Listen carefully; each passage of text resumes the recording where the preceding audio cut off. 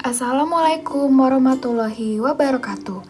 Perkenalkan, kami dari kelompok 14 dengan anggota kelompok saya sendiri, Anissa Fatia Rahma, Siti Syifa Syakira, dan Nafira Salsabila Putri.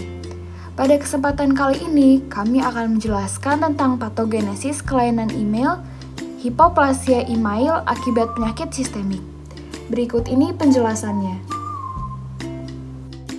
Sebelum masuk ke pembahasan materi, sebaiknya kita mengetahui apa itu email. Jadi, email itu adalah lapisan putih pada permukaan luar gigi yang merupakan pelindung mahkota anatomis.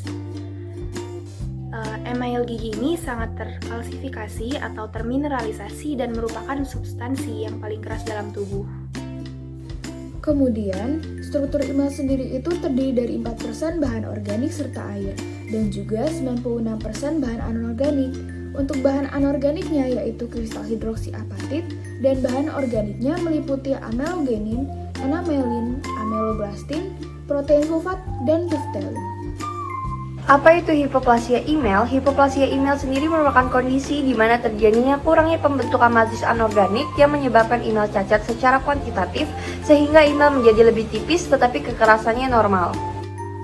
Pada gigi sulung, disfungsi ameloblast terjadi sejak bulan keempat kehidupan dalam rahim. Kemudian pada gigi permanen ada disfungsi ameloblast yang terjadi setelah lahir hingga usia 16 tahun.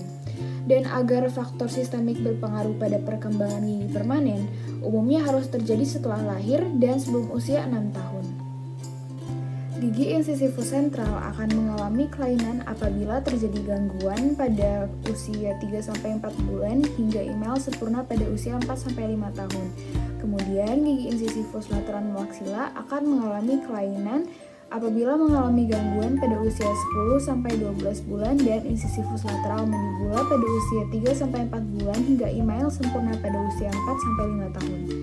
Untuk caninus akan mengalami kelainan apabila terjadi gangguan pada usia 4-5 bulan hingga email sempurna pada usia 6-7 tahun, premolar 1 maxilla pada usia 18-21 bulan, premolar 1 mandibula pada usia 21-24 bulan hingga email sempurna pada usia 5-6 tahun, kemudian premolar 2 maxilla apabila terjadi gangguan pada usia 24-27 bulan, dan premolar 2 mandibula pada usia 27-30 bulan hingga email sempurna pada usia 6-7 tahun. Untuk gigi molar, molar pertama akan terjadi kelainan apabila terjadi gangguan sejak lahir hingga email sempurna pada usia 30-36 bulan. Molar kedua pada usia 30-36 bulan hingga email sempurna pada usia 7-8 tahun, dan molar ketiga maxilla pada 7-9 tahun, serta molar ketiga mandibula 8-10 tahun hingga email sempurna pada usia 12-16 tahun. Adapun etiologi dan faktor-faktor yang mempengaruhi, yang pertama ada infeksi bakteri seperti sifilis kongenital, yang kedua ada infeksi virus seperti chickenpox dan measles, yang ketiga ada radiasi, dan yang terakhir adalah berat bayi lahir rendah. Celiac disease juga menjadi salah satu faktor sistemik yang dapat menyebabkan hipoplasia email.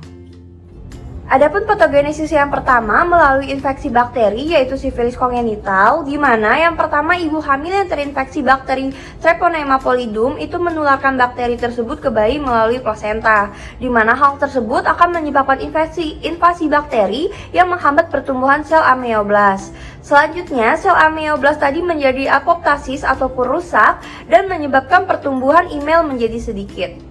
Selanjutnya, patogenesis melalui infeksi virus seperti chickenpox dan measles, di mana yang pertama orang yang terinfeksi virus VZV ataupun measles virus akan terkena demam tinggi yang berkepanjangan di atas 39 derajat.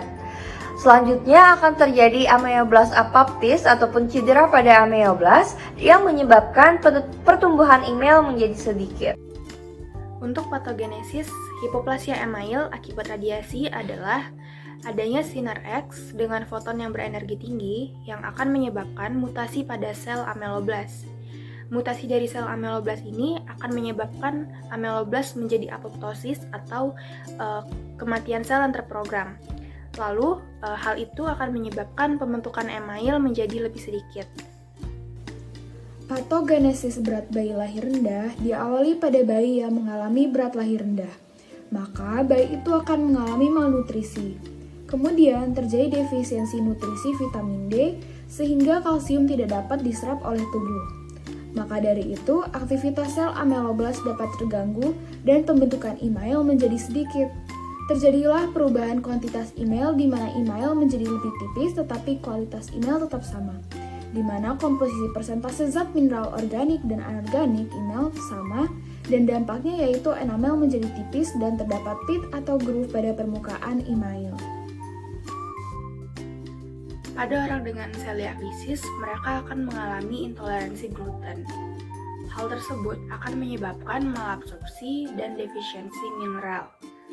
Apabila hal tersebut terjadi, maka konsentrasi kalsium serum itu akan rendah, yang dimana hal tersebut dapat menghambat maturasi email selama proses pembentukan email, sehingga email yang terbentuk itu menjadi sedikit. Berikut ini adalah gambaran klinis dari kelainan. Di sini terjadi perubahan kuantitas sehingga email menjadi lebih tipis, namun kualitas email tetap sama karena komposisi persentase zat mineral organik dan anorganik email tetap sama. Dapat dilihat juga pada gambar tersebut bahwa enamel terlihat tipis dan terdapat pit atau groove pada permukaan gigi. Berikut ini adalah sumber-sumber yang kami gunakan.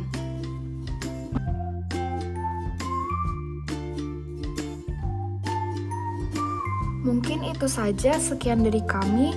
Semoga ilmunya bermanfaat bagi pendengar dan kami mohon maaf apabila ada kesalahan dalam berucap. Terima kasih atas perhatiannya. Wassalamualaikum warahmatullahi wabarakatuh.